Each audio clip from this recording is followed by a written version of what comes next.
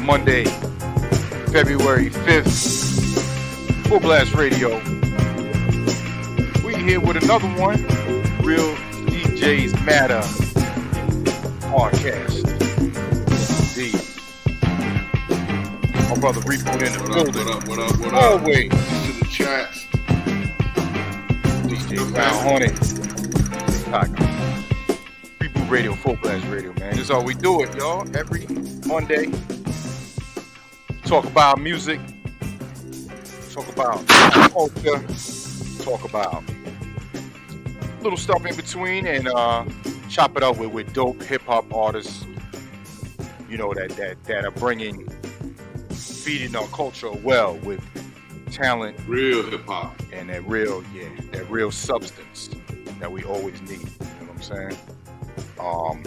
We got from Far Rockaway, New York, my hometown, Strong Island, stand up. Far Rockaway, Queens, Bobby J in the building. Yo. Salute. Thank you, man. Thank What's you for good, fam? coming What's on. good, man? You. What's good, bro? How are you guys? Man, you know, another weekend in the books. Starting the week off, you know, we got we got this show going on. You know, we got the Dilla Wednesday, so, and our underground show on Thursday. So we got a lot of good hip hop starting off with you today. So, Well, I appreciate you having me. definitely, man, definitely. Thank you for coming on. Reboot, my brother. Thank you, sir. Man, appreciate you, man. You already know, man. Let me get these questions up off you, man. So, Yeah. Salute, man. First, man. So I'm definitely a fan, right? And you know, the world living where kids like, you're a fanboy or whatever. Yo, I'm the first dude to say, man, when you're doing right by the craft, when you're humble, when you see somebody out there grinding, you know what I'm saying? We gotta big up that, because that's the way you're gonna achieve success in this world, man. You know, like my grandfather had a saying, man, you can, a fool and his money will be separated soon, you know what I'm saying? But when you work for something, nobody can take it from you. Word. Right. So like just a little bit of backdrop of what I know about you. I ran across you from Cut Lieutenant DJ Ace. That's my brother. You did a fire promo that he dropped on his Instagram, man, where you were in his pizzeria spitting mad bars, man. And I was like, yo, this cat is spitting fire, you know what I'm saying? And it was dope. And then Cut Lieutenant, man, that motherfucker is He's a beast. You know what I'm saying? So yeah, he's a beast on the decks. Yeah. So I was like, yo, this about to be the next thing, man. And then I saw you saw your video and you had MC Search in the video. I was like, okay, so this cat, he went with Search. So I was like, you got some, you got history and some guidance as you trying to navigate through the game, because, I mean, we've seen a lot of folks with talent that don't make it through the game, man. You know what I'm saying? So just want to big up you and tell a little bit about your background, what have you always, when did you get into rap? Or were you always into rap? And then when did you know that, hey, this is what I want to do? I'll try to, first of all, thank you, man. Thank you guys for having me on. And it's funny hearing, everyone's got a different discovery story. So I always like hearing how people found out about me, you know what I'm saying? It's always a couple degrees of separation. So shout out to DJ Ace. Ace is such a great dude, man. He's always been supportive of what I'm doing, and he's just a monster as a DJ, and to see his elevation is unbelievable. For me, I mean, listen, I grew up in Rockaway Beach, Queens. I pretty much came from a pretty musical household. My mom was big into classic rock. My dad, who was from Detroit, he was also big into classic rock, but also was fan of disco, Motown, soul music, more eclectic shit like new wave. And then my older brother, Eric, he's 5 years older than me. So having an older brother, I kind of just followed suit with whatever he was doing. So I have vivid memories of being real young and just being around him, and he just kind of watched MTV, VH1, BET all day. So like in the early 90s, you know, he was listening to grunge, he was listening to heavy metal, he was listening to hip hop. So my earliest hip hop memories is like whatever was big enough to be on TV, whether it was Naughty by Nature, Snoop and Dre, Salt and Pepper, you know what I mean? Like whatever was on TV that was accessible to me, I was a fan of it because I kind of was just forced to watch it. You know what I'm saying? Like I just be in the room with him, and everything that he liked, I liked. Right. So come, you know, like mid to late 90s, his attention kind of primarily shifted to hip hop, and he started bringing home basically rap 101. You know, he had Illmatic, he had Reasonable Doubt, he had Legal Drug Money, Capital Punishment, you know, It's Dark and Hell is Hot, like all of the great Mobb Deep, Infamous, you know what I'm saying, Hell on Earth, all the 90s essentials he was bringing home. So I would go in his room and steal his albums and just listen to them top to bottom. And you know, I literally was like, now that I look back on it, it was like studying. It was like doing homework. You know, I would listen to them over and over and over and over again.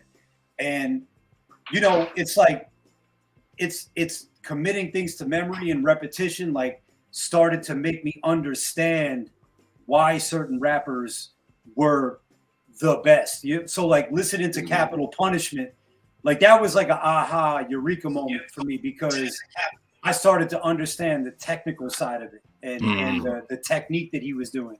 Right. And once I understood that, it was like, all right, now I'm going to go down this rabbit hole. And it just so happened, like I'm 11, 12, 13 at the time. I just get internet. Napster's coming out, LimeWire's coming out. And that's kind of where I was like, all right, well, if I like pun, well, who's this Cannabis guy? Who's this Chino XL guy? Who's Big L?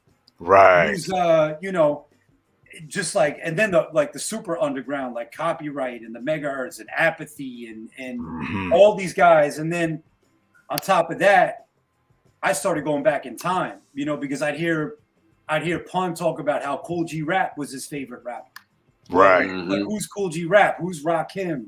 Who's Big Daddy Kane? You know what I'm saying? So it was just like, I don't know if kids nowadays are like this, but I was the type of kid where it's like, if I really liked something, it became an obsession and I wanted to know everything about it. So like, I literally just started doing my research, and it just got to a point where I was like, I love this so much. Like, I want to see if I can do it. And of course, like I wanted to be like them. So I started out emulating the people I was listening to, and you know, it kind of went from there. Like once I kind of got the knack for it, it's you start out trying to sound like the people you idolize, and you keep doing it, and you eventually kind of find your own way. So yeah, man. I mean, like I've been rapping since I'm like 12 years old. I'm 36, so I've been rapping, you know, over half my life. You know, so. Yeah, man, like hip hop's been the one constant thing in my life that has just kind of always been there. You know what I mean? And you know, I never gave up on it. It's something that I always wanted to do. It's the only thing like has kind of really been there for the entirety of my life. Like hobbies and things that I've been interested in have I've kind of fallen in and out of love with, but rap and hip hop's been the one thing that, you know, I've stuck with over the years. The one constant, yeah. You know, your story is so dope because, you know, you talked about your family, you know, listening to all types of music. And as DJs, you know, me and Reboot, we have this conversation all the time, that you can't just get stuck on one genre of music. You know, there's good music in all genres. And when you have that full, you know, knowledge of like all different genres of music, I think it makes an artist better, makes a producer better. Of course. Well, I mean, think about the origins of hip hop, man. I mean, the origins is built around the breakbeat. You know what I'm saying? Like I remember seeing an interview with Mike D from the Beastie Boys, and he was talking about seeing Africa Bambaataa live for the first time. And he's like, yo, I was expecting him to only play funk, soul, and disco breaks. And he's like, I remember at the height of the night, he dropped Tony Basil Mickey. Wow. And he's like, and he's like, it ripped. And he's like, that to me, that's what's so dope about it. And that's kind of like one of the reasons why I even got into hip hop, because it's like I would listen to, if I'm in the car with my mom and she's playing, 104.3 classic rock or 101.1, you hear certain records and your brain immediately goes to, what would this sound like as a hip hop beat? What would this Steely Dan song, or what would this Queen record or whatever? But that's what hip hop is, man. It's music built on other music. It's taking elements from other music. So, the dopest producers know everything. They don't just know. They got. I don't like using labels. Like, they don't know just black music or white music, whatever. Right. Like, this is dope. You know what I'm saying? Like, that's really what it's about, man. And like, now we've got into this, now everything has to be put in a box, or everything is separated, or even when I talk to, like, when I have conversations with like Kwame, and like he talks about growing up in New York, in the 70s and 80s, he's like, yo, the radio stations would play an Elton John record, then they play an Earth, Wind and Fire record, and they play a Led Zeppelin, like, you know what I mean? Like, it just wasn't, there wasn't this separation, So I think a lot of the early DJs and early producers, like, that's kind of the world they grew up in. They knew the best records from the rock musicians and the funk musicians and the disco guys. Like, it wasn't this thing where everything was separate, Right. That's a good point. Real good point. Yeah. Go ahead, Reboot. No, so I'll give you a backdrop. So we had some West Coast artists in here maybe about 2 weeks ago, a female, Yara, shouts to her.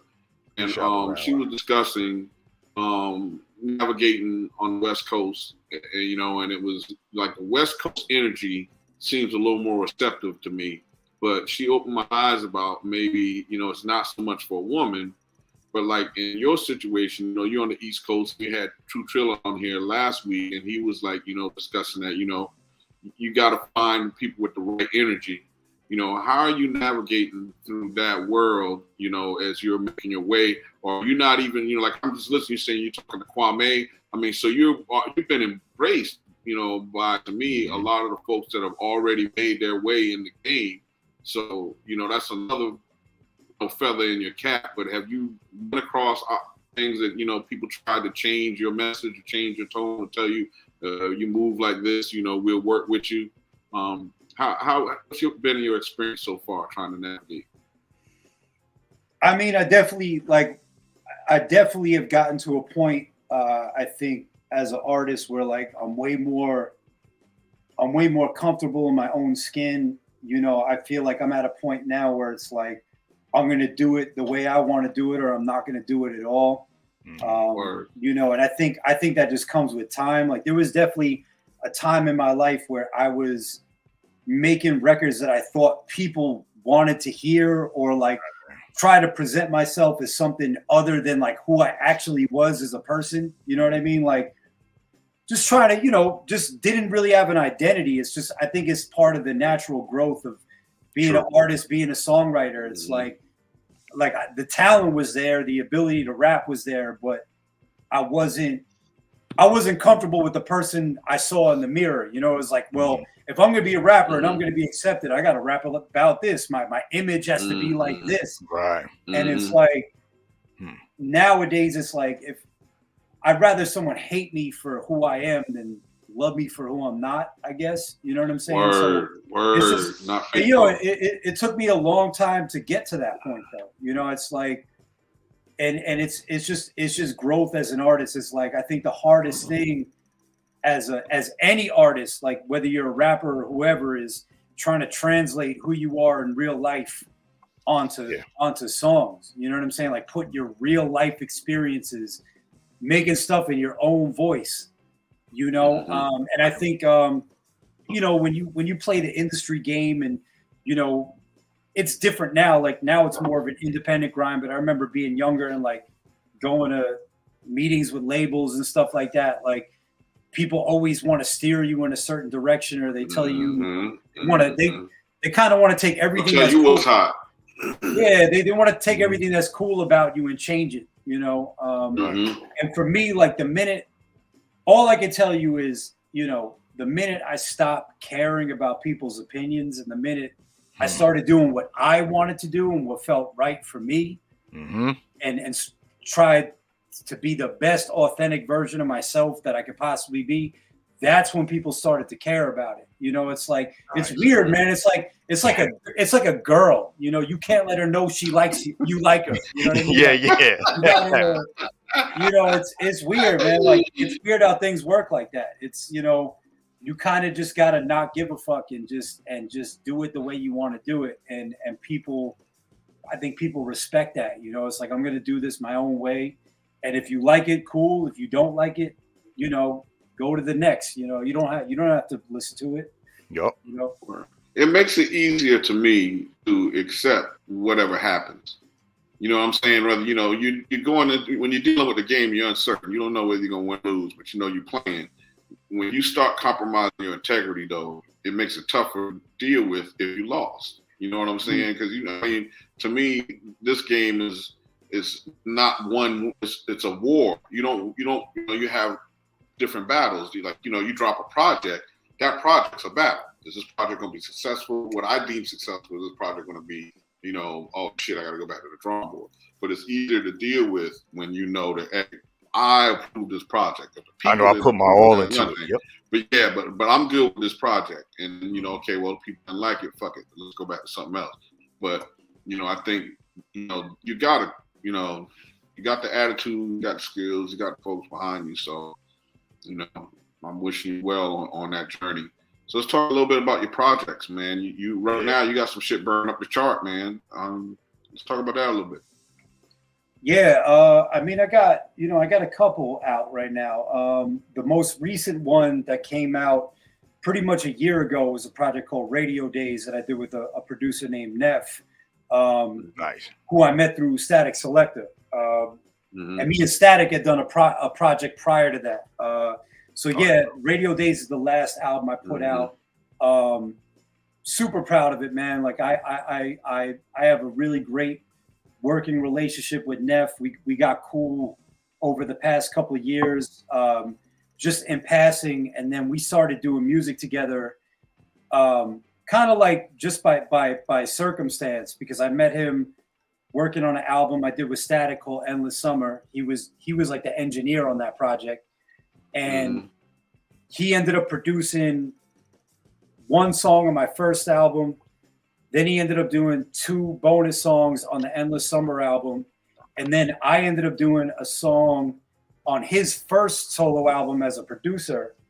And the way our album together came about was just every time we would do something together, there was a response that was greater than all the other songs that were part of said project. So like, for example, the first album that I put out, he produced a song on it as pretty much an unknown producer, right?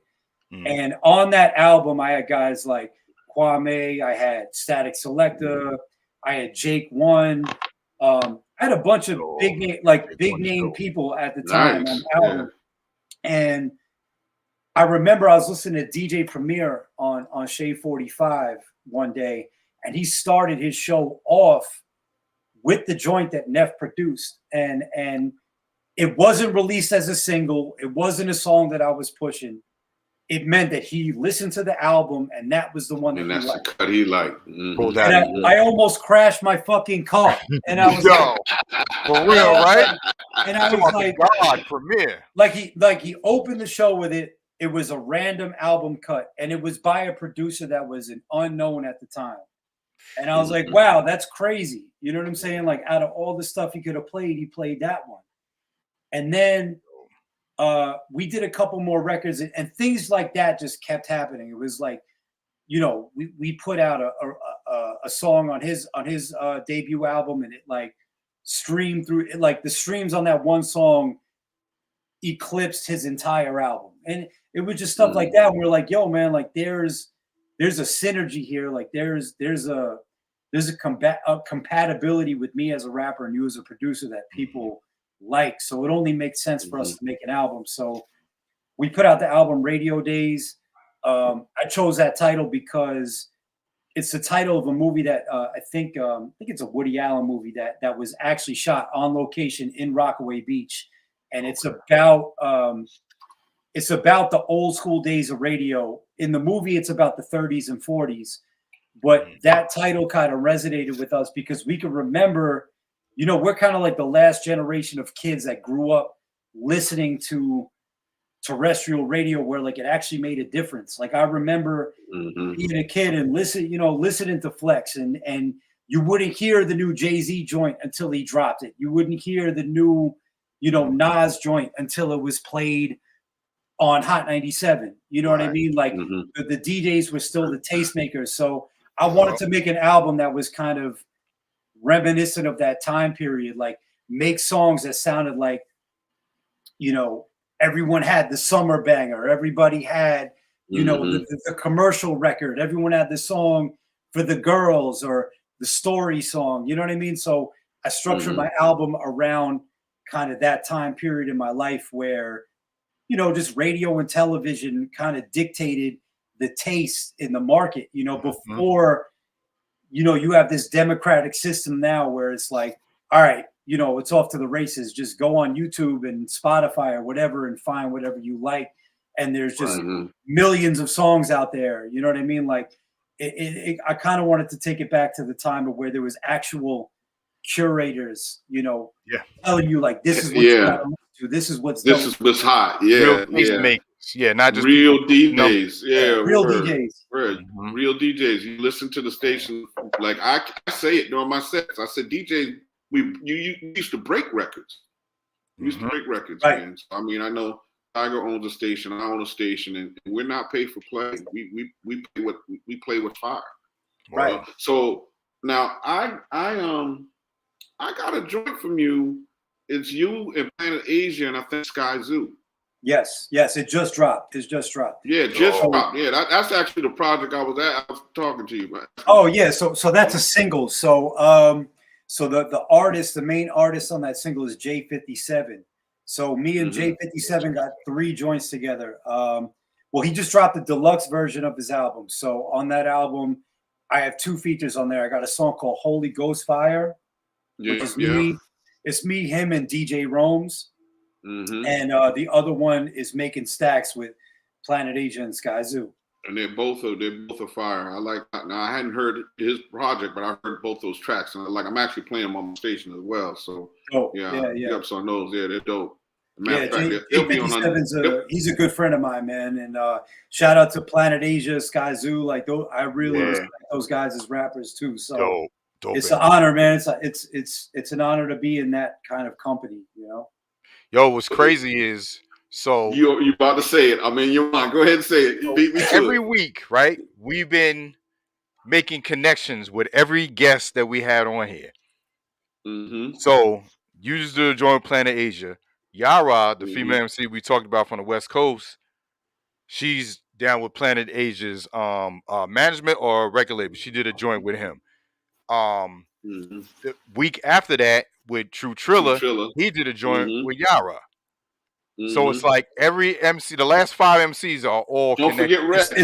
It's like Kevin Bacon. It's like the 6 degrees of separation. 6 degrees of separation. Yeah, man. And Rex too. Yeah, it's dope. Yeah, but that shows you the level of these MCs, the culture that we vibe to. Y'all, you know what it is, too, man? It's like it's you know what it is. It's like from what I can observe over the past couple of years, like. It's really like a classroom, like the type of hip hop that I make, like, like the lyrical, I call it traditional hip hop. I don't like to, some people say old school, and I don't necessarily agree with that term, but, I make traditional boom bap, East Coast sample bass, in most cases, hip hop, like lyricism, we all know each other. Like if you're making any type of moves, like people are aware of you. You know what I'm saying? So like I know everybody at my level. I'm aware of all the artists I want to work with. Like it's really not that many people. You know what I mean? Like if you're making any type of noise, you're gonna get on people's radar. So it's not, you know. And I think it's a small, as many artists as there are. It's honestly like a small circle, man. Like you know, people doing this, and it's and that's kind of always what I want it to be. I always wanted to serve in like a niche. You know what I mean? Like this is what I do, and I want to make relationships within this zone, within this lane. Right. You know. Right. Yeah, that makes perfect sense. And I, you know, I first started hearing about J57. I think he did a joint with Joel Ortiz. I think a few years back. He's got a lot, man. I mean, he's from there. He's an accomplished. It's crazy, man. Like he's got a whole fan base, man. He's a very accomplished producer. Yeah. You know, just as making beats, and then as an artist, like he's worked with a ton of people, man. Ton of people. Oh. Me and him really just got super close over like the past year because he was on my Radio Days album that I just spoke about. Right. And then from there, you know, the relationship's kind of grown. So like I've become more aware of his music over like the past year, but he's been around for years, man. He worked at Fat Beats 20 years ago. You know what I mean? Like so he's like he's been in it for a long time, man. That's dope. So yo, I got a joint, man. I want to play. You know, you talk about Neff. It's called From the Jump. I like this joint. I'm not gonna play the whole joint. I want to play because I want people to go get your joints. You know, your website. We're gonna post that in the chat. Bobby J from FarRockaway.com. You got all your albums here, and they can get all of your music straight from your website, correct? Or do you have a Bandcamp as well? I have a Bandcamp. I mean, listen, I probably have the most searchable name in music. So it's like if you go on Spotify, if you go on Apple Music, you go on Bandcamp, you search Bobby J from. If there's another Bobby J from Rockaway, then ceases and desists are going out. But listen, like you search me, you'll find my music. Like whether it's Bandcamp, Audio Max, Spotify, Apple Music, Tidal, whatever, you'll find it. You know. If you like it, stream it. If you love it, buy it. That's what I say. There you go. That's dope. So yeah, we played some of this joint, man. Called From the Joint. I like this joint right here, y'all. Real DJs Matter. We here in the building. Shout out to Power 900. Anton, I see you. This my fucking dissertation. The substance that I'm making hasn't been approved by the Food and Drug Administration. Long as you're making buttons in this mason, I promise pizza getting washed like the flood. You got a video for this. I shudder at these other imitations and greet them like Leatherface. The blood just hit his apron. Motherfucker, did he stutter with his statements? I make the beef sizzle like a Luger steak and butter with the bacon. This is raw, no rubber penetration like Bubba in the bin. Wholesome lovers at the days in. Everybody tune in right now. This is mud, this is gutter, pavement. Everybody loves it. This is Raymond, this is Rain Man. He's way above his limitations. Look up as he hovers in his spaceship. You better come up with this payment. Yesterday's price is not today's price. Don't blame it on this government inflation. I can't stomach the rubbish that they've been rubbing in our faces. We made it to the summit from the basement. It's always been the plan from the jump to expand. Understand we don't play around. Hope it's been my own man from the jump. What you want, either get down or lay. I've been real from the jump. All my life from the jump. I've been ill from the jump. I've been nice from the jump. It's always been the plan from the jump to expand. Understand we don't play around. Hope it's been my own man from the jump. What you want, either get down or lay. I've been real from the jump. All my life from the jump. I've been ill from the jump. I've been nice from the jump.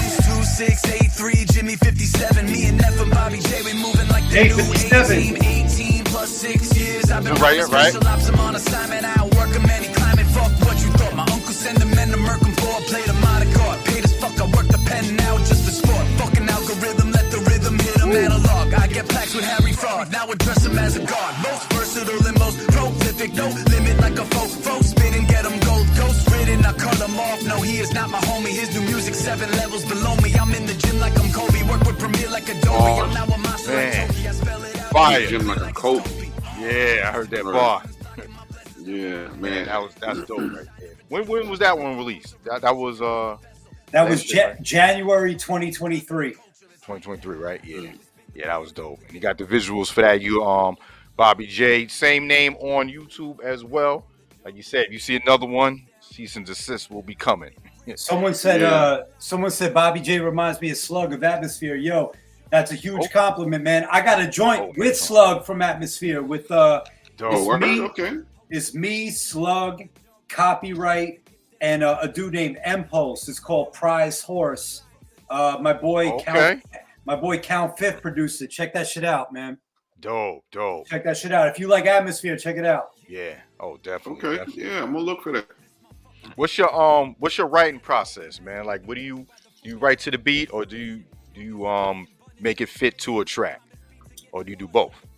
So my writing process changed pretty dramatically, like over the past couple of years. I used to be, I still collect ideas, and I'll write, like if lines come to me, I'll write them in my phone, I'll put them in my notes.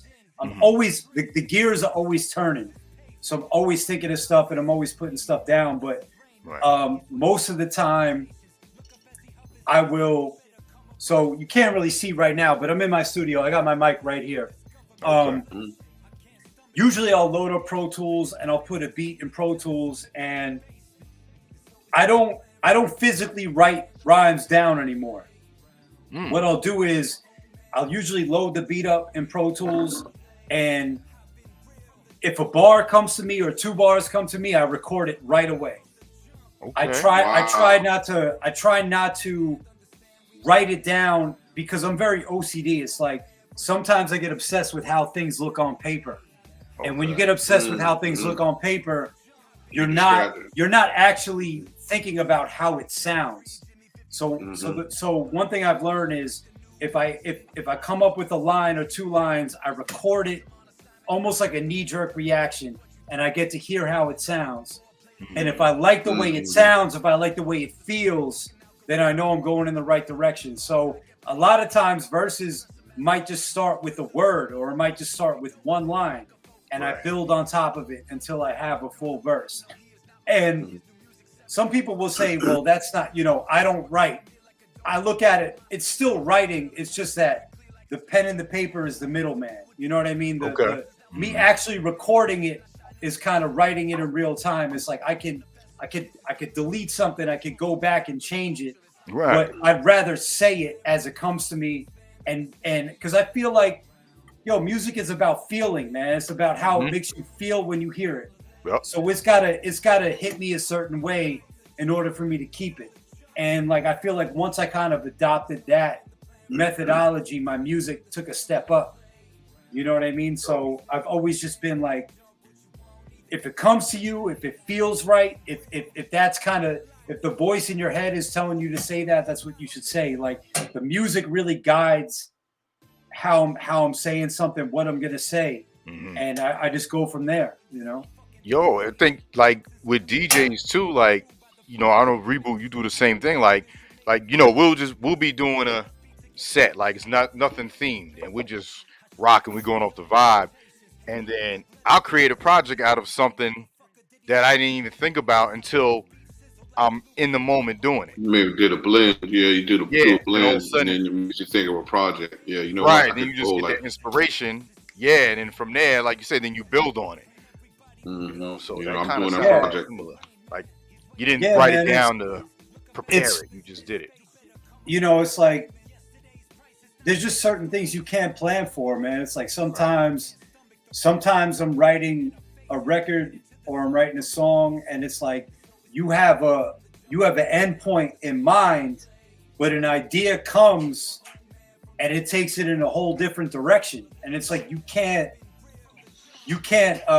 deprive yourself of a good idea. Like sometimes the alternate route is the better route. It's like you got to be open to just like things organically happening. So I try to not force it as much as humanly possible. The minute I'm forcing it, the minute I'm obsessing over a line or I'm stuck, I leave it alone and I come back to it. It should be very natural. Right. It's dope. Man, that's very interesting, man. Like everyone has a uniqueness to what they're doing. You notice that, Tiger? Yeah. Like everybody's got and that just goes to show you there's many different ways to be successful. you know, in this game. Many different ways. You don't have to be, you know, okay, well, I got to sound like so-and-so, I got to do like so-and-so. You know, you're true to, you know, what I see is at least the artists that are achieving success are true to their process.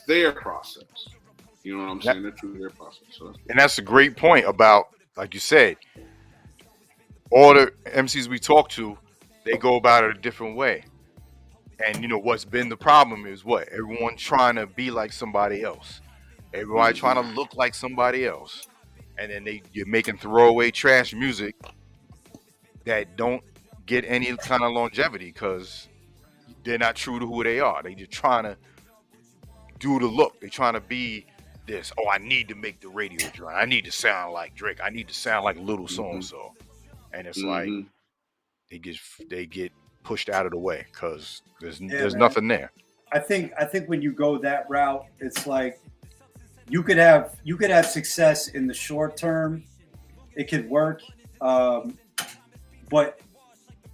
I don't know if there's longevity in it. You know, I think when you make something that's motivated by commercial success, as opposed to something that you actually want to do, you know, it's not going to be something that stands the test of time. You know, and I look at it like, do you want to be the tortoise in the race or not? You know, there's a lot of artists, like perfect example.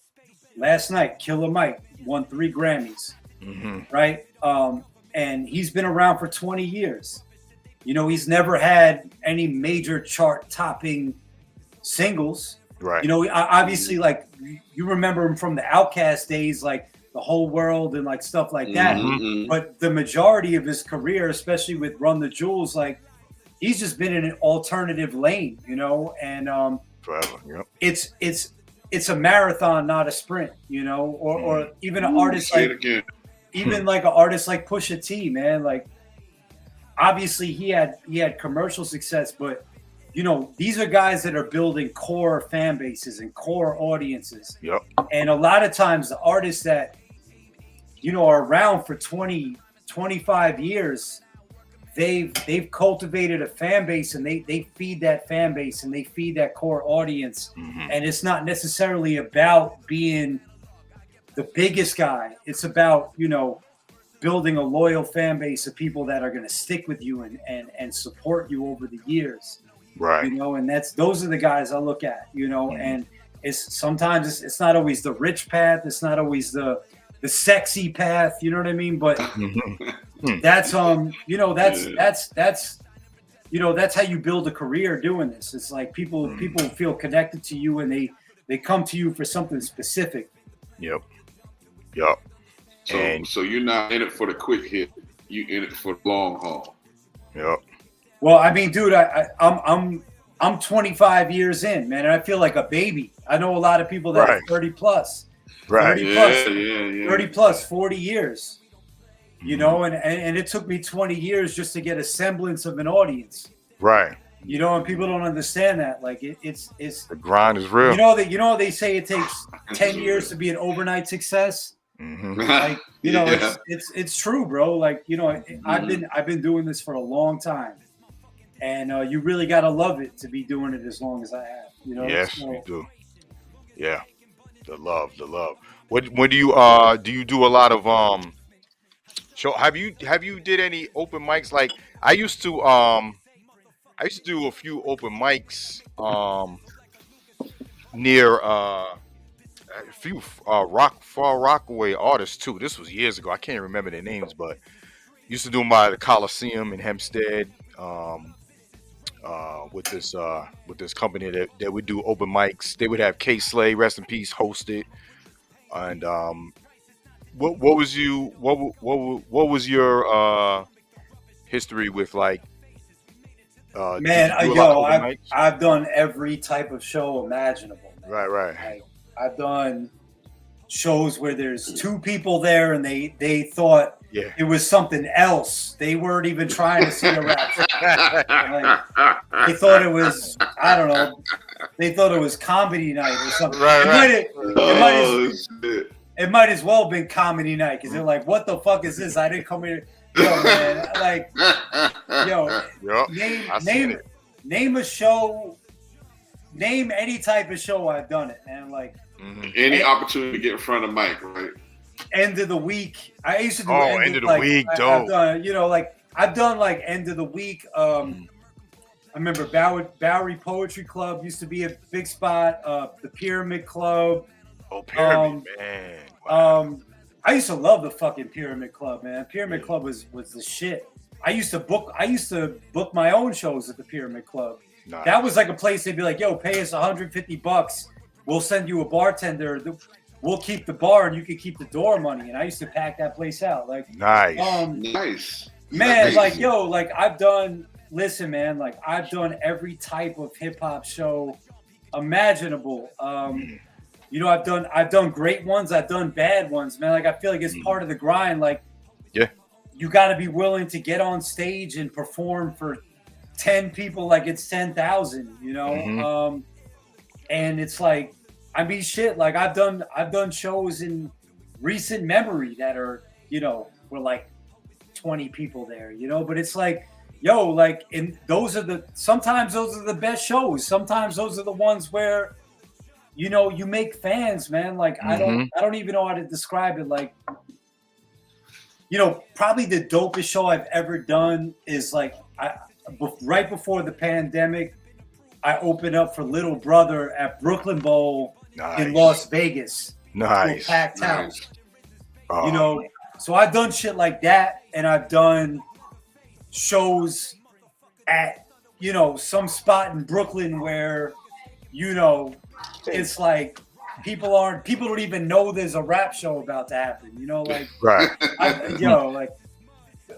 I'm telling you, man, it's like rapping being like a stand-up comedian is like the same line of work, man. Like I follow some comedians and I hear them talk about like, yo, what's the worst gig you've ever done? It's like, I was at a restaurant and people didn't even know a comedy show was about to happen. Like, man, like I've done it all, man. And like, that's just part of it. It's like, it's part of paying your dues, man. Yep. You gotta be willing to borderline embarrass yourself.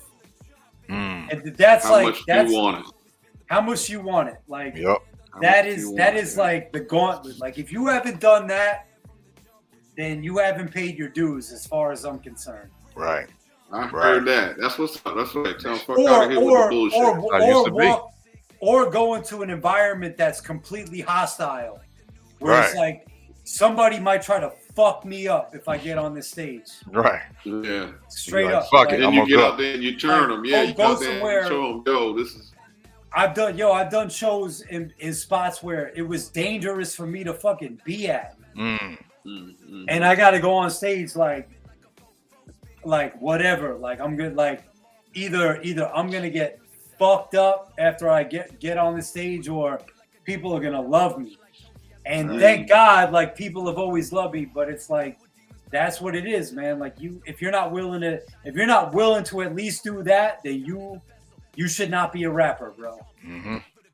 Like I said, every comedian has bombed. Like, there's not a comedian that hasn't bombed on stage, you know, but they still go up there because it's the grind. I can't say I've ever had an experience where it was like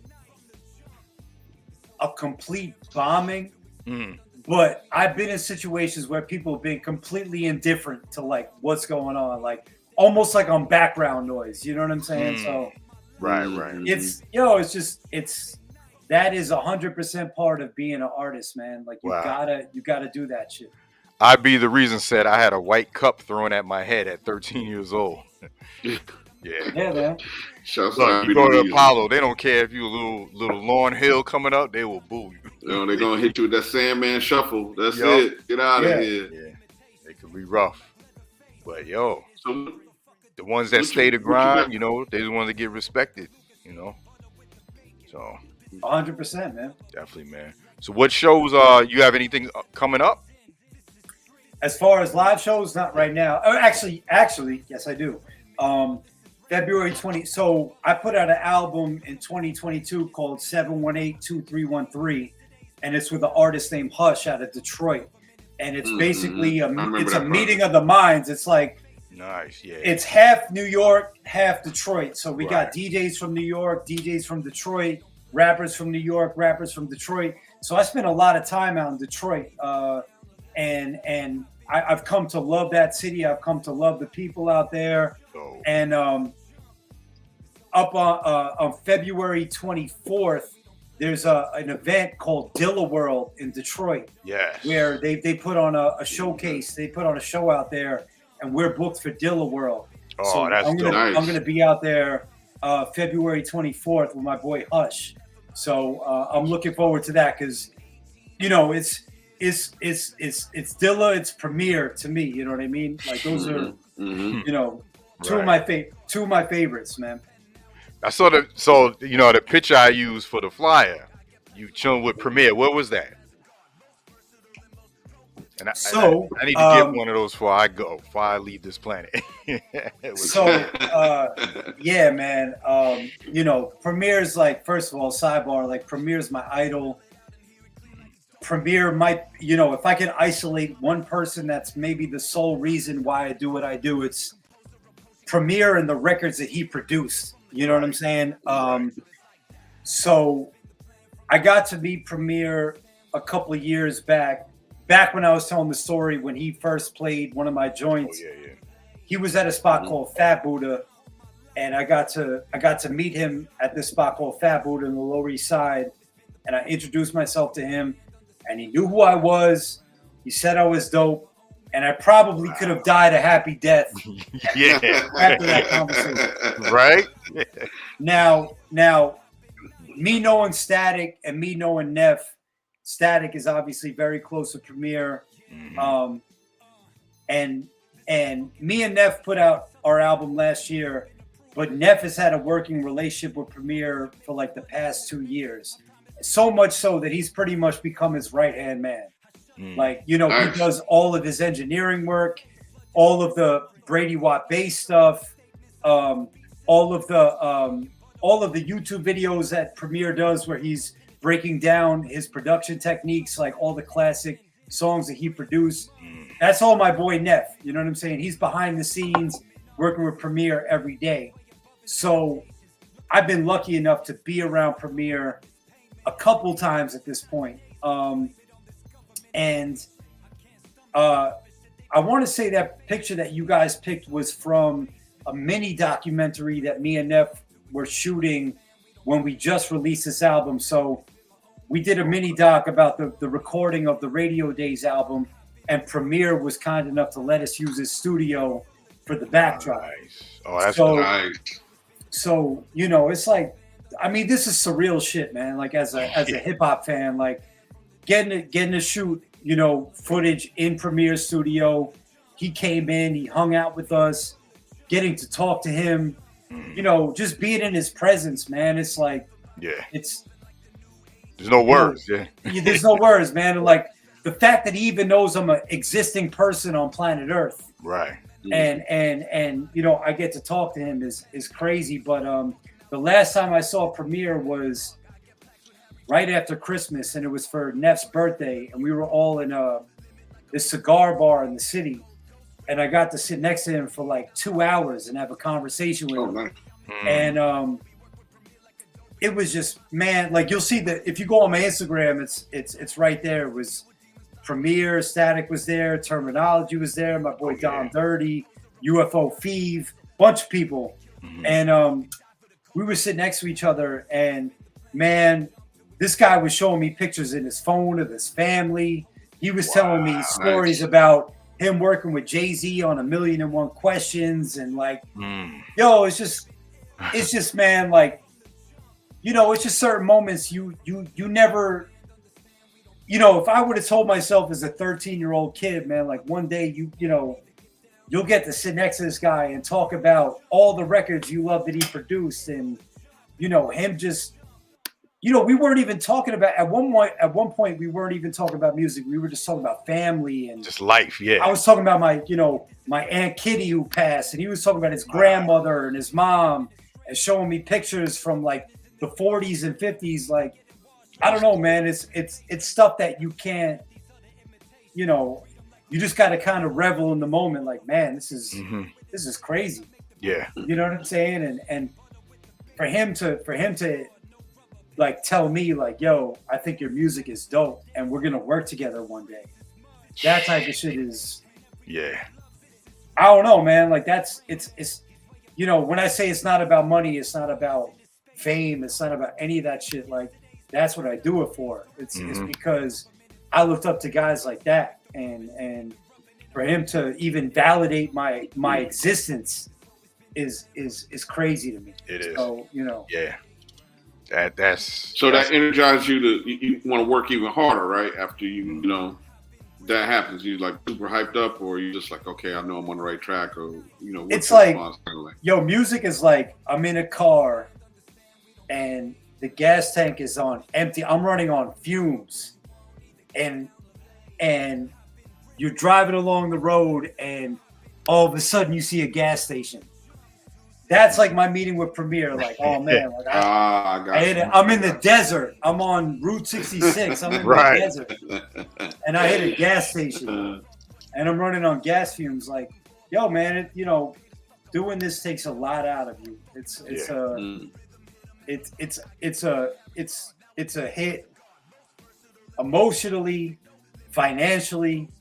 You know what I mean? Like it's a lot of work put in without a lot given back. Less return, yeah. You know what I'm saying? So when you know, it's like finding $5 in your pocket. Like, oh man, I can fill up my gas tank. It'll get me to the next time I need to get gas. Like that's what it is, man. It's a lot of, you take a lot of shit on the chin. You take a lot of heartbreak. You question why you do it.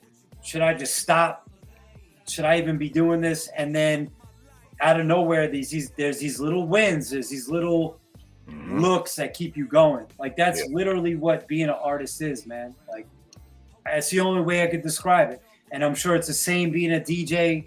It's the same being an actor, whatever. You know, like when you pursue a career in entertainment or anything that's outside of the realm of your typical 9-to-5 career, you know, that's what it is, man.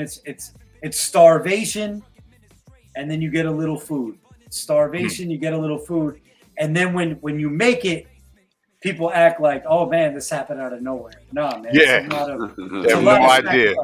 It's a lot of sacrifice, man. Yep, they have no idea. Yeah, man, dope, man.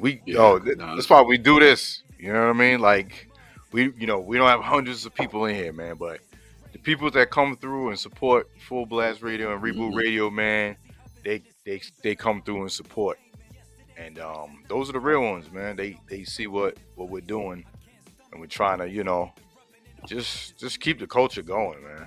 You know. Yeah, man. And keep the content, man. Keep lifting up the right content, man, because I think that's important as well. I know for you and myself, it's just that, you know, I do believe every genre has a place, but it's skewed. The scales are skewed now. You know what I'm saying? It's just not, you know, like when you're talking about what you know, how they talk about the hip hop that you do. You know, like I like to call it classic hip hop. I said we're classic hip hop. You know, classic hip hop and R&B. You know what I play. You know, I know. You know, we don't really have I guess a quote unquote genre though. Like, you know, mumble rap. Mumble rap has got a, you know, it's either trap or mumble rap, right? But, you know, it's nothing wrong to me with being classic hip hop or classic hip hop, but definitely want to keep lifting up the folks that are going about it the right way, doing the right stuff, man. I mean, and it's good to see traction on the podcast. You know what I'm saying? And just I've been surprised at how we've been received when we reach out. When we reach out to people, folks have been like, "Yeah, man, do it. Love to do it." You know, so I mean, to me, that says a lot about the artists themselves, the character of the artists themselves. You know what I mean? And when you reach out to folks who are like, "Yeah, do it, man, no problem." Hey, you want to drop? I mean, we had Kev Brown on here. Kev Brown, actually a funny dude. Was surprised at how funny Kev Brown was. Yeah, but we had a lot of folks on here. And they all you know, have been real humble dudes that just love what they're doing and they're doing it for the right reasons. You know what I'm saying? So I just shouts out to you, Tiger, for letting me come through, and Bobby J, man, I appreciate that drop. Looking forward to my next drop, man.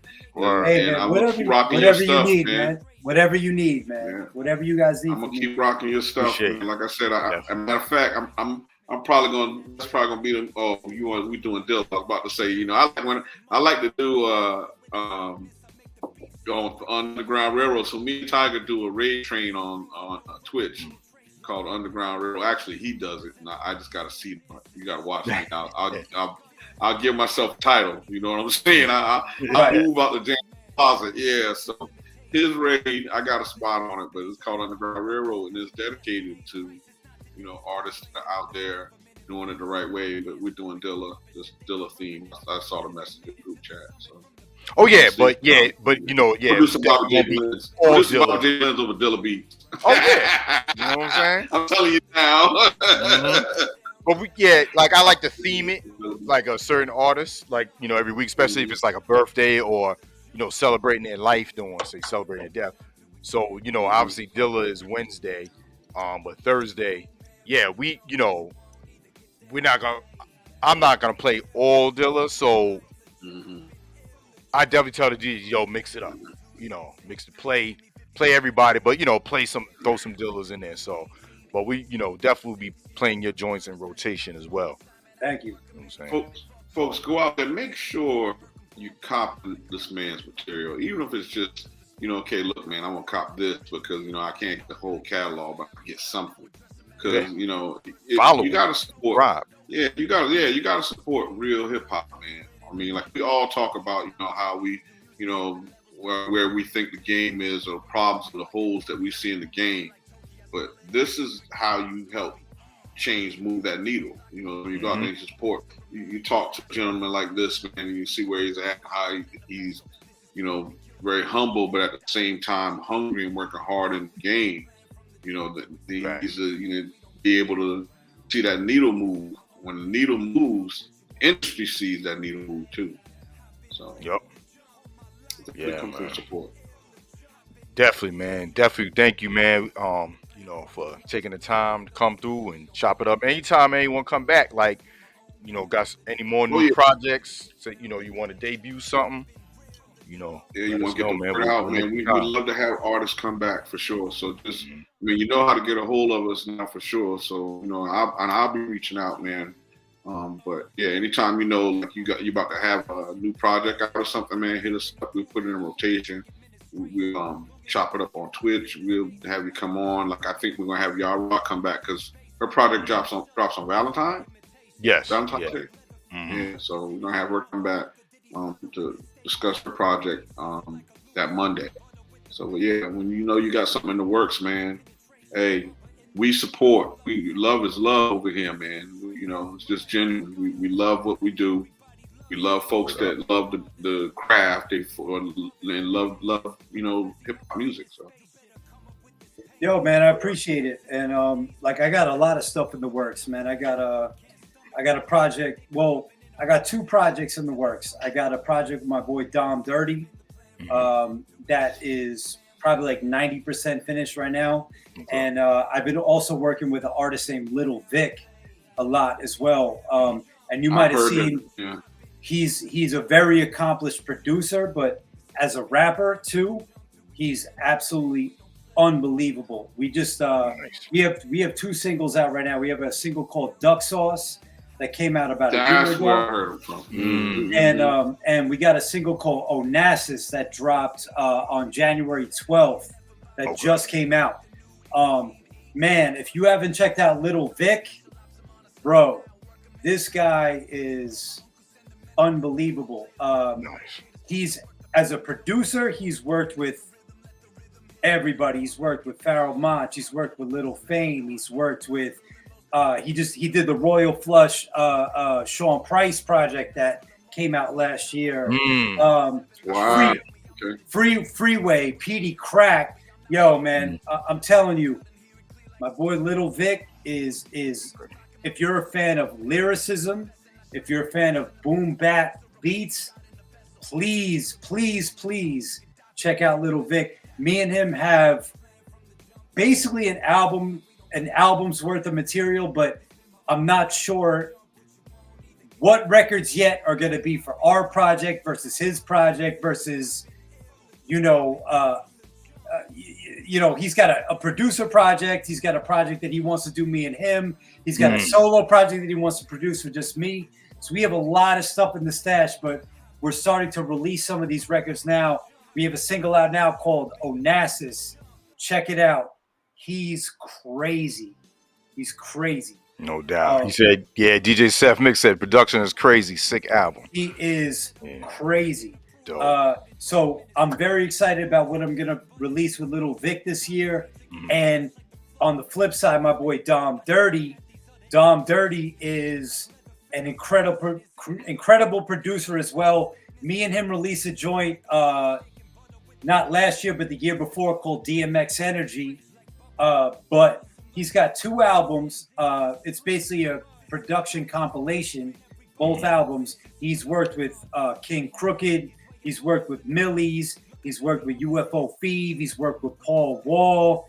He's worked with He's got shit coming out with Cool G Rap. Dude, me and him got a whole album that's crazy as well. So, man, I got so much a lot music. Of projects. Yeah, Dude, man. I got so much stuff about to drop this year. Obviously, I just released the singles with J57, Holy Ghost Fire, Making Stacks with Planet Asia and Sky Zoo. I got a joint with Copyright about to come out and Double AB. Man, dude, I got so much music about to come out. It's hard for me to keep closed lips. Like, I got a lot of music that I've been sitting on about to come out. So 2024 is going to be a good year, man. We got to get Sky Zoo on here. I'm actually going to a show on this. There's a show with him, Shaban Sadiq, John Jiggs down here in Georgia, the Underground. Dope. Atlanta Underground. Yeah, I'm definitely trying to get there. I think in like let me shout out Dwayne Joseph, man. Dwayne is like, I know he's in the chat. Dwayne is like, I don't know, man. He might be my biggest supporter of all time, man. Like, I just gotta say thank you to him, man, because he reposts everything I put out, buys everything I put out, any interview I do, he's here. Like, man, like, I just gotta say thank you, man. Like, he's a huge fan of mine, huge supporter, and I'm grateful for guys like that. So shout out to Dwayne. When you meet, genuine love, man. It's beautiful. Word. That's what it's about, man. Shout out to Dwayne, man. Appreciate you. And tell a friend, y'all. Tell them. Word. You know what I'm saying? Keep Shout out to SOD in the building. I see on Twitch. D Cole, I see you. Oh, so wow. Shout out to the tribe. Word up. Yeah, man. We want to thank you. To listen to Duck Sauce, and it's crazy. Yup. Yeah, I had to pop that. Yeah, because y'all do that flow. I don't know what you call it, rapping, but you and him do that cadence. Back and forth, like the Smith and Wesson, Styles Jada, nice. Yeah, it was dope. Yeah, man. So, man, we like I said before, man. Thank you once again, man.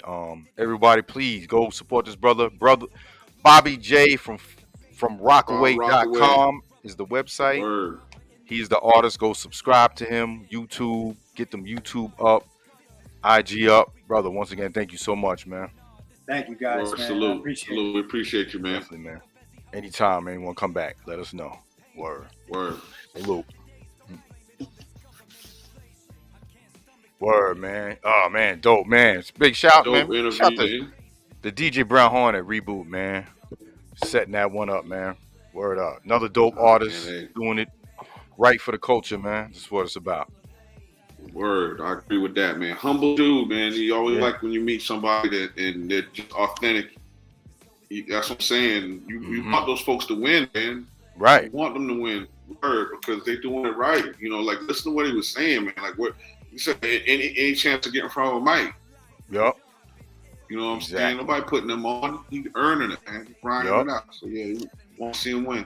That's what we do. You know, and the reward feels greater because, like you say, when you're doing it the right way, it feels greater. And you're doing it, Yup. Dope, man. So, yo, I just want to touch on a few things. I know we're on this. Big shout out to everybody on Twitch that was on the premiere of Feed Your Soul Raid Train. Walt G is, I know he rocking it right now. We're gonna raid over there in a little bit. And just today was the debut, man. Y'all DJs was in there doing their thing, man. The vibes was real, so dope for a Monday. You know, tomorrow we got my brother right here, Reboot Raiders, your version. We chop it up, mash it up, remix it up, blend it up. And Wednesday we got the Jay Dilla Change My Life, Raid Train. He would have been 50 years old. And it's also the anniversary of passing of Pun as well. And also Nujabes born day as well. They were born on the same day. Jay Dilla and Nujabes, yep. And then obviously Thursday we got the Underground Railroad. You know Word. I want to ask you a question, man. I don't know if you saw it. I don't watch the Grammys, but I had to see this clip.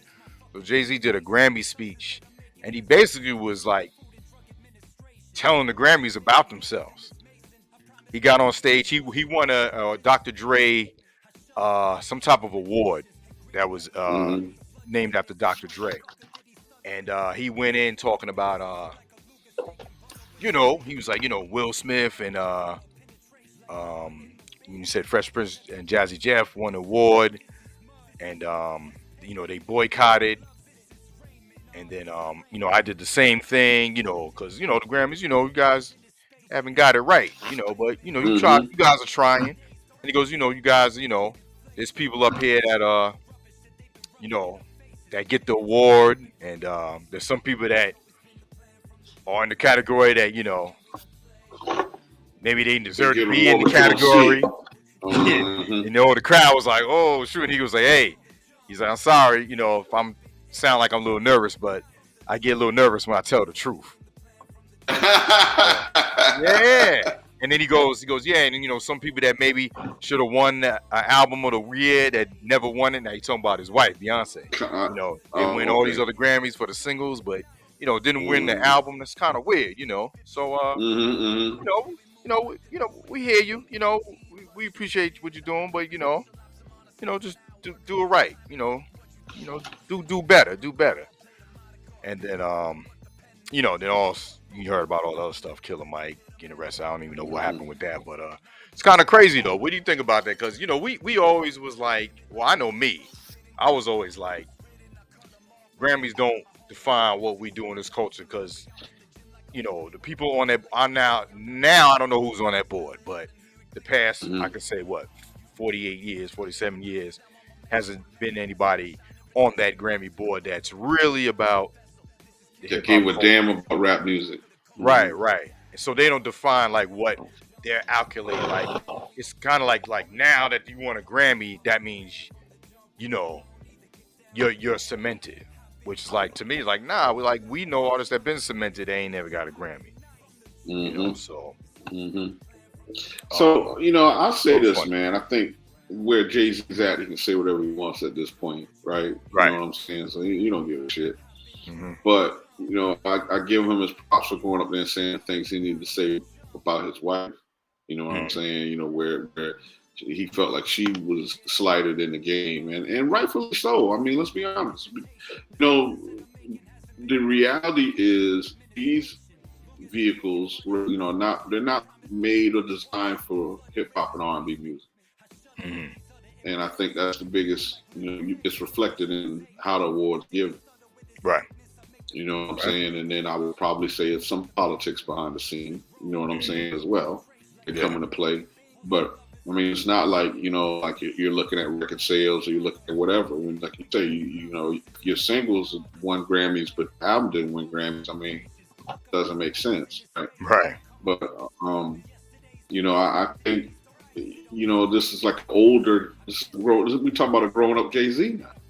Yeah. You know what I'm saying? It's just a Jay-Z with a daughter on tour with his mom, with their mother. You know what I'm saying? It's like, perspective is different now. You know what I'm saying? It's like he was kicking it, was talking about Puffy, and now look where Puffy's at. So Jay-Z's kind of like, let me get back into my family circle, man. Yeah. And lay low, because, you know, this That's to shit get away is from going him. left.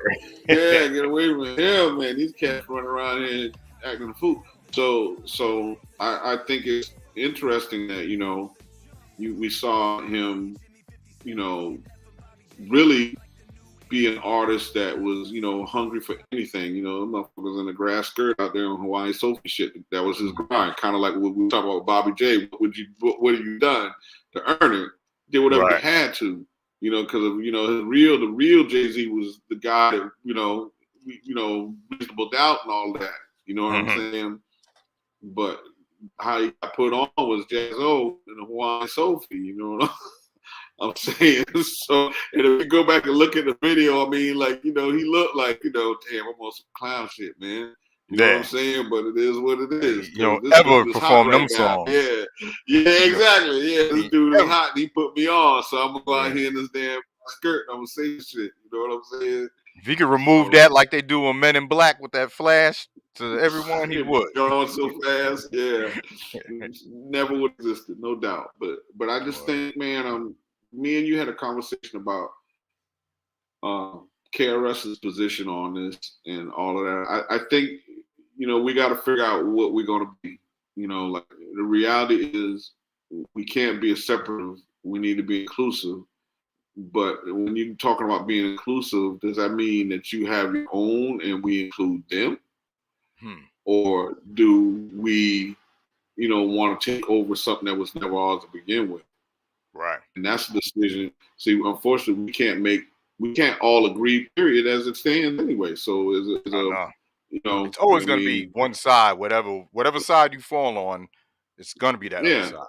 So, you know, hip hop is not going to, you know, never really be accepted at the Grammys, because Grammys are not for hip hop. Right. So if hip hop wants to start its own awards, really awards, you know, like, I mean, BET, I guess, would be probably the closest thing. But if hip hop wants to say, you know, like, okay, we're not BET, but we're going to do this is the hip hop awards, we're going to do it right. And our first hip hop awards, we're going to go back and give the pioneers the props that we know they should have, but we don't want to do, because I don't understand that bullshit either. You know, it's like when you listen to, you know, like Bobby J talking about, you know, old school and understanding that. I mean, it's like we know this craft didn't come right here where we at in it right now. It started way back before that, man. And this artist, like, I'm talking about DJs now, DJ artists like Rob Swift and guys that are out there arguing the culture in this position. You know, I mean, shouts to Rob Swift, because, I mean, he you know, I'm following on IG, and that cat, you know, you got folks out there to think, oh, well, you know, hip hop was only black or rap only black, blah, blah, whatever. You know, Rob was like, nah, that's bullshit. And you got this separatist stuff going on in it. Corny. So we got to squash that, and then understand that hip hop was never about a race period to begin with. Hip hop was about, you know, really having an avenue to fight oppression, because you're being oppressed. Just a way to express, you know, feelings, as opposed, you know, just like tagging trains. It was all about expression. You know what I'm saying? Music was about dance. Dance was about expression. So it was all about kids trying to find a way to get the stress of the world off of them. You know, that was dope what he said too, man. I meant to bring it up when he was on, when he said about, you know, when he heard Big Pun talk about Coogee Rap, that made him go back, because like I said, when he grew up, you know, like I said, the 90s was when he started catching on. So he had to go back, and that's what we say about rappers paying homage. We ain't telling rappers to kiss their boots or whatever. No, it's just paying homage, because you know what that does? That educates the people that might not know. And like, look at, to me, that made him a better MC, because he went back to the roots to find out, and then he saw, oh man, this dude is spitting like this. Look at the intricacy of how Rakim does this and this and that, and Coogee Rap. You know, that, to me, that helped cultivate who Bobby J is, because of someone paying homage to the forefather. So pay homage to what you doing in this culture that's, you know, making you millions of dollars. Yeah, I mean, like I would say, you know, it ties into the DJ aspect as well. When he was talking about, Bambaataa in the Club, and with the song selection. Right. Me and you talked about this a million times. I think that's what makes us better DJs and better producers is we are not boxed into genre. If you look at all the great producers, but they may not. A great producer may not listen to another producer, but they listen to all kind of music. Right. You know what I'm saying? Right. I think I've heard producers say like, "Oh, I don't listen to so I'll listen to so and so." I just do me. But I think at the same time, what they all do is listen to all kind of genres. If you look, you can go to YouTube, you'll see Mark 45 King, God rest in peace, playing all kind of music. Yep. Diamond D playing all kind of music. I mean, all these DJs, Evil D, shout out to him, play all kind of music, man, all kind of genres of music because. Yeah, you're looking for sounds. You want to be different, which is something else. That underground artists try not to sound like anyone else, but commercial artists try to sound like what's hot. And that's why they don't have longevity. When that shit changes, they don't know how to change with it because it's not a part of them.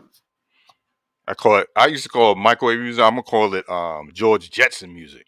He say, "Oh, I want this," and he just appears in the microwave and shit without even cooking the motherfucker.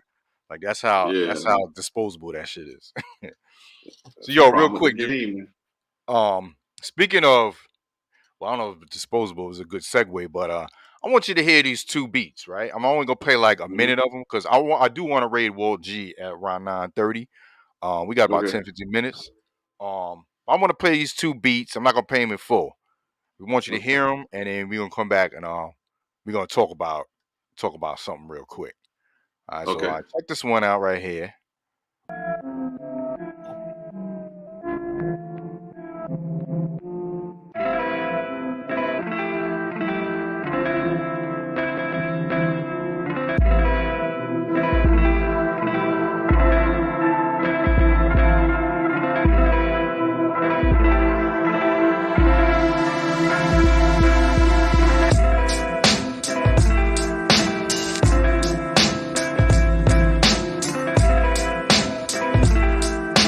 I like the drums.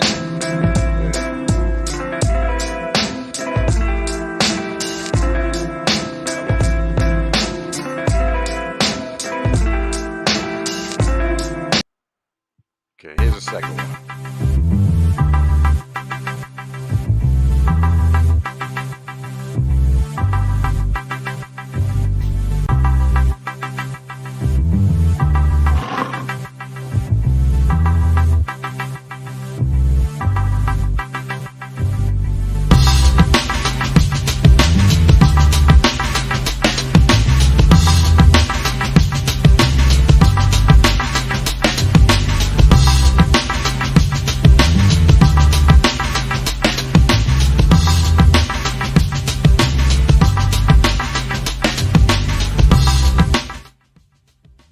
You heard them both beats, right? Power said, "Am I experimenting?" Yeah, I actually am. These beats, bro, were made from AI. I didn't use no drums. I didn't sample nothing. I found a website. I typed in, I want this beat to sound like hip hop, moody, something, something, something. And it fucking generated. Scary times, the future, bro. But the second one to me, like I see what that would work with. The second beat, first beat, like I said, I like the drums. It wasn't that clean, you know what I'm saying? But right. Second beat, I think you can sell that beat. I don't know what you rap on with that. Right. That's just me. Well, Tigers heard it. She said, when I said it was AI, she was like, "Yep." It was like there was no because you don't know how to human feel to it. So definitely the second one. The first one, like I said, that might be something you could probably sell. But the first one, the second one, when I listened to it, the drums are nice. They sound good, but it's not structured like. It's not structured. You know what I'm saying? Like, right. it's structured like you trying to send it to somebody to spit over. Right. If that makes sense. Yeah, AI can't figure that out yet. Yeah. But you and I know when you listen to it, you can tell it's not set up right. But the first one, like I probably could. You probably need to be mastered. Like I like to clean up the sound a little bit, but first one is a problem. First one's a problem. But what do you think though about like? Do you think? I obviously like the producers that been doing it from day one, they won't go this route. They're gonna just keep doing what they're doing. But you think there's gonna be more artists doing it like on a wholesale, a big massive scale, or do you think? Tiger, I think there'll be fake producers faking the funk, trying to sell people AI beats. Because that's the world we live in. These motherfuckers, think about it. They got no integrity. Right. So even like, I'm saying there's going to be at least 30% of the population of the DJ producer community that hasn't achieved success that will probably try to achieve success by doing this because like for whatever reason their beat making hasn't moved. You know what I'm saying? Like I was talking to DiBiase last night, and I was telling him right now I'm using your version to sharpen my production skills. So now, like like I made beats and like I'm doing different things with them. Of course, this motherfucker cut out right now. Okay, I'm back. Yeah, I don't know. I think it's the browser. I might have to go to another browser. But at any rate, I was saying that I'm using it to sharpen my skills. With like I want to be better, and to be better, you gotta make yourself. You gotta like. There's things we do well, and we can just keep doing that, but you never have no growth. Right. So if you don't try to look into different sounds and look into chopping beats different ways, and to try to be better at different techniques at making beats, then you're not going to grow. You're just going to be stuck. I mean, it's not like, let's just use Pete Rock. Pete Rock, it's not like, okay, Pete Rock, when he dropped his first beat, it was like, okay, I'm not trying to look at anything else. He was trying to do any damn thing else he could to grow and sound different and be better than anyone else. So, we all, if you want to be better at it, you got to have that desire. So for me, in your version, that's what I'm doing now. When I have some time, I pick a technique, like I did the Run DMC. Like I'm about to drop on Bandcamp that Run DMC's King of Rock album over Wu-Tang inspired beats that I made. Nice. You know what I'm saying? So, that's going to be coming to my Bandcamp. But, like I did that King of Rock, and I had people come back to chat later and be like, yo, could you play that King of Rock joint? That shit was fire. You know what I'm saying? So, I mean, that's the best part about your version for us. Like, of course, now you're the, Simon Bar Center of it, you know what I'm saying? So you take the shit and go way, way further than everybody else. And that's okay, right? I mean, that's you. And it's cool that you got energy. Like, yo, but what it does do is it makes me look and say, okay, goddamn, I can't be over here with, looking like Willie Lump Lump, man. This dude gonna bring these cats in here and have this heat, so you better have something to work with. Right. So I appreciate that, right? But in that also, I got this equipment. I'm like, yo, man, I need to be making sure I'm maximizing. That's what I was telling DiBiase. DiBiase's like, do you make most of your shit on turntables? I'm like, dude, I hardly use it anymore because you can't grow. And the reality is, like for us, it's actually easier to do it on turntable. But, like I'd rather be able to, snap that thing on a beat grid and adjust the beat grid. Yeah. You know what I'm saying? And then say, okay, because all of a sudden your creative, it starts opening even more. So like that's what I've been doing now. I'm like, so I could go over there on the deck, man, and just make the motherfucker work, but that ain't giving me nothing. I'm not gaining anything. So for me, I'm in there. I got a couple dogs that I'm using now, and I'm trying to get good at all of them. Because maybe one, like I see the differences now. I've been using them so much now that I can see the difference between this one and that one. And so some beats I might want to make on MPC, some beats I want to make on Serato Studio. You know, and I got my other one. You know, my little keep that in the closet one that I use as well. So you know but you got to use them all and get good at all of them if you want to be able to, because it's about different sounds. Facts. DJs, Facts. you know, you got what sound is yours, what sound is unique. You know, we still believe that. I know you believe it. I believe it. You won't be able to have somebody listen and say that's a full blast beat. You know, it's a Brian Hornet beat. You know what I'm saying? That's a song. Right. You know, we can listen and tell. We can tell when another artist trying to sound like Premier. You know, there's you know, that's when you're trying to make a beat like Premier. You're trying to do that. The thing about I did the King of Rock thing, trying to sound like RZA. You know, like I know how RZA every now and then will structure some offbeat intros, and to me, it fit perfect for I'm the King of Rock. There's nothing greater. You know, the whole way that big profound entrance was that PMC did. It fit good with like Sunday, you know, Saturday Kung Fu Theater. Dun, dun, dun, dun, dun. You know, so like when I put it shit together, I was like, oh, like, you know, right away I knew, oh, that's marriage made in heaven. Yeah. So I'm like, and then now I'm learning from you.